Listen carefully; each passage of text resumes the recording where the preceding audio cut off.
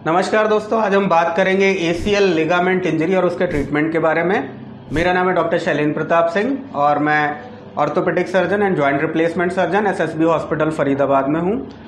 पिछले वीडियो में हमने डिस्कस किया था एक ओवरव्यू स्पोर्ट्स इंजरीज के बारे में, और नी में होने वाली सबसे कॉमन स्पोर्ट्स इंजरी कौन सी है, तो वो है एसीएल टियर यानी एंटीरियर क्रूशिएट लिगामेंट टियर। काम क्या होता है इस लिगामेंट का काम होता है आपके पैर को चलने के टाइम जब आपका पैर जमीन में पड़ता है तो उसको आगे जाने से रोकना, उसकी स्टेबिलिटी को मेंटेन करना। तो एक बार जब एसीएल टियर हो गया तो उसमें क्या क्या ट्रीटमेंट ऑप्शंस है आपके पास।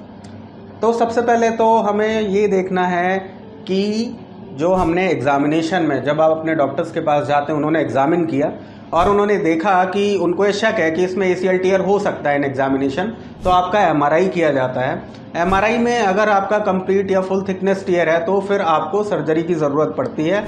सर्जरी के अलावा सारे जो ट्रीटमेंट ऑप्शंस हैं कंप्लीट एसीएल टियर में, वो जो है उससे कुछ ना कुछ परेशानी आगे चल के होगी। तो इसमें जो सबसे ज़्यादा सक्सेसफुल जो ट्रीटमेंट है वो है सर्जरी, और सर्जरी जो है वो दूरबीन से होती है। तो जो सर्जरी का नाम है उसको हम बोलते हैं आर्थ्रोस्कोपिक एसीएल रिकंस्ट्रक्शन। पहले ओपन सर्जरीज भी होती थी, बट ये देखा गया कि ओपन सर्जरीज करने में नी में स्टिफनेस होने के चांसेस ज़्यादा होते हैं रादर देन आपका आर्थ्रोस्कोपिक सर्जरीज। चीरा भी छोटा लगता है और रिकवरी जल्दी होती है। तो धीरे धीरे करके जो ओपन सर्जरीज थी वो फेज आउट हो गई और अब सारे लोग या ज़्यादातर लोग, मोस्टली लोग आर्थ्रोस्कोपिक एसीएल रिकंस्ट्रक्शन करते हैं। तो सर्जरी आपको कब करवानी चाहिए, कैसे सर्जरी होगी, सर्जरी के बाद क्या एक्सपेक्ट करें हम, तो ये सारी चीज़ें मैं एक एक करके बताता हूँ आपको।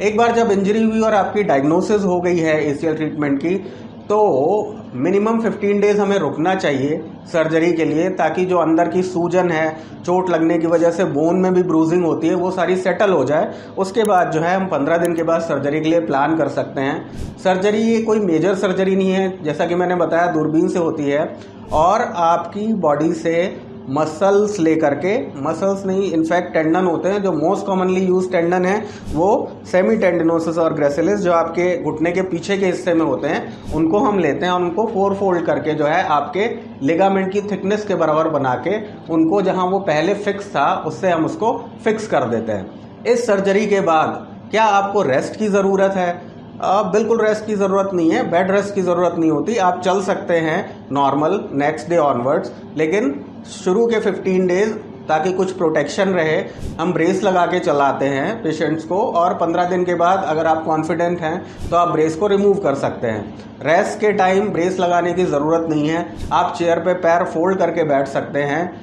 और सबसे ज़्यादा जो इम्पॉर्टेंट चीज़ है, जो रिहेबिलिटेशन के लिए आपके सर्जरी से या चोट लगने से पहले के स्टेटस पे आने के लिए ज़रूरी है, वो है एक्सरसाइज। क्योंकि जो हमारी थाई की मसल्स होती हैं वो इंजरी होने के बाद धीरे धीरे वीक होने लगती है, क्योंकि आप भले ही आपको लग रहा हो कि आप अपने पैर का पूरी तरह से इस्तेमाल कर रहे हैं, लेकिन जो ब्रेन है हमारा वो सबकॉन्शियसली उस वेट को धीरे से दूसरे पैर पे ट्रांसफ़र कर देता है, तो आपकी मसल्स वीक हो जाती हैं। तो फुल रिकवरी के लिए आपका लिगामेंट ठीक भी हो जाए, फिर भी अगर आप एक्सरसाइज नहीं करेंगे तो आपकी रिकवरी कभी कंप्लीट नहीं होगी। आपको हमेशा लगेगा कि कुछ कमी है, कुछ प्रॉब्लम है, पैर कमज़ोर लग रहा है या ज़्यादा चलने से थाई में पेन होने लगता है। तो सर्जरी, एक सक्सेसफुल सर्जरी के लिए हमें दोबारा से बिल्कुल नॉर्मल और बेहतर महसूस करने के लिए अच्छी सर्जरी के साथ साथ आपको अच्छे से एक्सरसाइज करना भी ज़रूरी है, तभी आपको बहुत अच्छे रिजल्ट मिलेंगे। Thank you very much. एकदम अप्रोप्रिएट टाइम पे